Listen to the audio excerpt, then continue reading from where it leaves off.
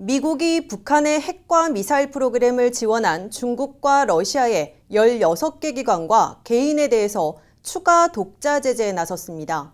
북한과 석탄과 에너지를 교역했거나 돈 세탁하고 노동자 해외 송출을 지원한 혐의로 중국과 러시아 기관들과 개인들이 미국과의 거래 금지는 물론 수백만 달러씩의 벌금과 몰수 조치를 받게 됐습니다. 첫 소식 워싱턴에서 한면택 특파원이 보도합니다. 트럼프 행정부가 북한 김정은 정권의 돈줄을 더욱 조이기 위해 북한을 지원한 중국과 러시아 기관과 개인들을 제재하는 압박 카드를 다시 꺼내들었습니다. 미국 정부는 북한을 지원해온 것으로 드러난 중국과 러시아 등의 16개 기관들과 개인들에 대해 추가 독자 제재 조치를 취했습니다.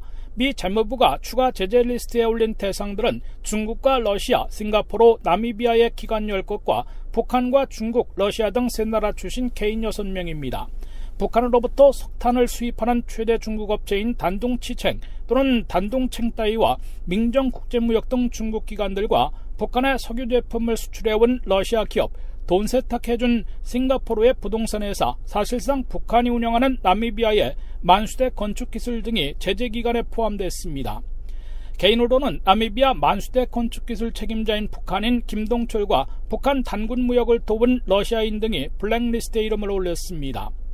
미 재무부는 이들이 북한 핵미사일 개발 지원과 에너지 거래, 북한 인력 수출, 세계 금융망 접근 지원 등의 혐의가 드러났다고 밝혔습니다.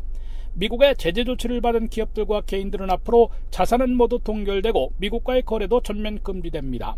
재무부의 제재 조치와 동시에 연방검찰은 워싱턴 DC 연방법원에 북한 자금을 돈 세탁해준 업체들의 금융자산을 동결하고 몰수하기 위한 법적 조치에 나섰습니다.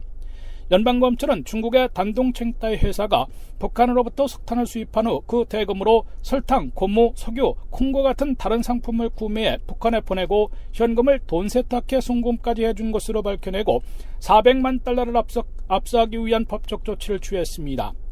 연방검찰은 또 지난 2월부터 4월까지 싱가포르 소재 벨무루 매니지먼트 회사가 7번에 걸쳐 모두 680만 달러를 러시아의 IPC 회사에게 송금했고, 이 회사는 석유 제품을 북한에 수출해온 것으로 봐 북한 자금을 돈 세탁한 것으로 규정하고 이 자금을 동결한 후 전액 몰수하는 절차에 착수했습니다.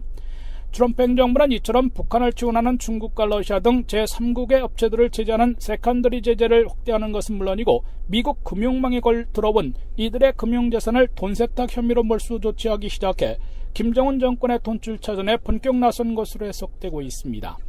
지금까지 워싱턴에서 RKTV 뉴스 한면택입니다.